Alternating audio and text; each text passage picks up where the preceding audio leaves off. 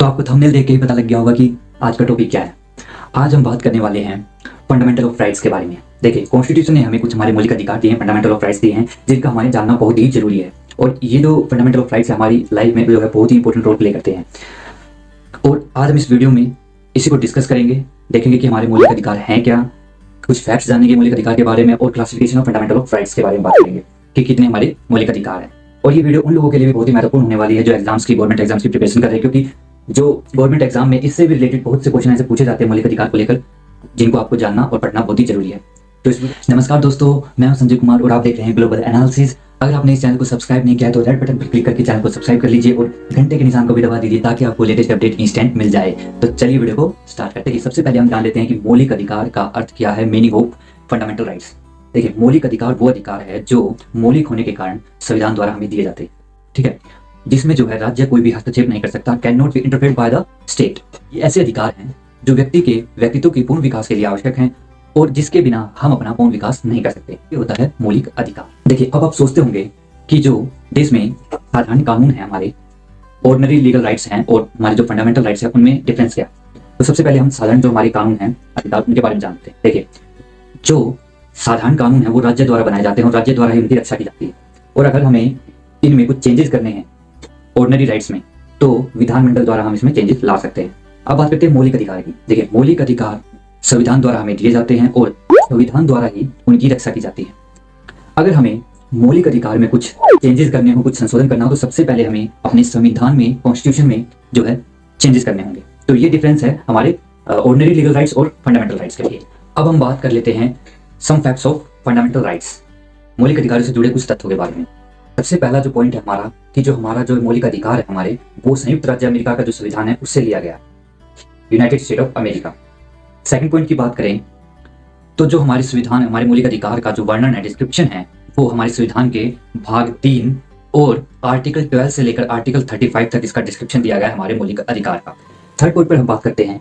आपके माइंड में क्वेश्चन आता होगा, क्या इसमें संशोधन हो सकता है? जी हाँ, इसमें संशोधन हो सकता है, लेकिन ओनली नेशनल इमरजेंसी के दौरान।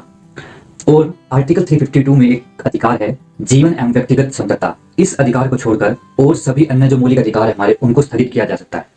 ठीक है। फोर्थ नंबर पर हम बात करते हैं कि मूल रूप से संविधान में 7 मौलिक अधिकार थे, लेकिन संपत्ति का अधिकार आर्टिकल 31 से आर्टिकल 19F, इसे मौलिक रूप से मौलिक अधिकार से हटा दिया गया। और संविधान के 300A, आर्टिकल 300A में इसे कानूनी अधिकार के रूप में रख दिया गया। और उसके बाद हमारे जो मौलिक अधिकार है वो 6 हो गए।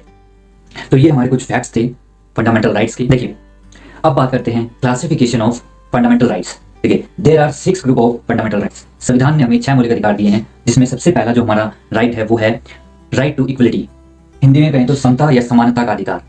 इसकी जो डिटेलेशन है वो आर्टिकल 14 से लेकर आर्टिकल 18 तक, उसमें बताया गया है कि इसमें समानता का अधिकार में है क्या, कौन कौन सी चीजें हैं।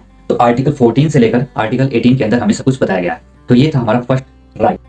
देखिए, सेकंड नंबर पर है राइट टू फ्रीडम, स्वतंत्रता का अधिकार। और जो इसकी डिटेलिंग है वो आर्टिकल 19 से लेकर आर्टिकल 22 तक बताया गया है कि इस अधिकार में है क्या। तो ये हमारा सेकंड राइट है। और थर्ड नंबर पर जो हमारा राइट है वो है राइट अगेंस्ट एक्सप्लॉयटेशन, शोषण के विरुद्ध अधिकार। और इसके बारे में आर्टिकल 23 से लेकर आर्टिकल 24 में बताया गया है कि इसके अंदर है क्या। फोर्थ नंबर पर जो हमारा मौलिक अधिकार है वो है right to freedom of religion, धार्मिक स्वतंत्रता का अधिकार। और इसके अंदर जो डिटेलिंग दी गई है वो आर्टिकल 25 से लेकर आर्टिकल 28 तक के अंदर जो है बताया गया है कि इस मौलिक अधिकार के अंदर है क्या। और पांचवें नंबर पर जो हमें मौलिक अधिकार दिया गया है वो है कल्चरल एंड एजुकेशनल राइट, संस्कृति और शिक्षा संबंधी अधिकार। और इसके बारे में डिटेलिंग दी गई है आर्टिकल 29 और आर्टिकल 30 के अंदर, जो इसके बारे में बताया गया है कि इसके अंदर है क्या।